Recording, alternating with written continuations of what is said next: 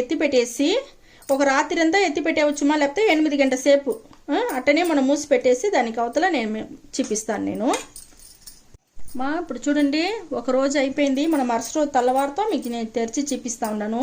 ఇప్పుడు చూస్తారా ఎంత నల్లగా అయిపోయింది. మన ఇనుము బండల్లోనే అట్టనే పెట్టిన వాళ్ళదామా ఈ మరి నలుపు అయిపోయింది. ఈ మరి ఉండేదాన్ని పూసుకొని మీరు ఒక 2 గంటల సేపు పూసుకోండి. ఒక 2 గంటల సేపు బిడ్డలకు పూసి పెడితేనే సరే, మీరు పూసుకుంటేనే సరే. మళ్ళీ పోయి మీరు నార్మల్ నీళ్ళలో దాన్ని తలకు పోసుకోవాలమ్మా. షాంపూ వేసేయపాకండి, నార్మల్ నీళ్ళలో తలకు పోసుకోండి. 2 రోజులకి దానికి అవతల మీరు తలలో నీళ్ళు పోసుకోపాకండి, షాంపూ వేసి పులుముకోపాకండి మా. అట్టనే ఉండండి.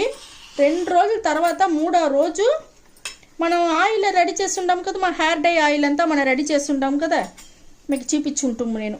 ఆ మాదిరిగా హెయిర్ డై ఆయిల్ మీరు ఏం చేస్తారు, ఈ మరి హెయిర్ డై ఆయిల్ ఎత్తి తలకు బాగా మసాజ్ చేసి పూసుకొని ఒక అరగంట సేపు తర్వాత మన నార్మల్ షాంపూ ఉంటుంది కదా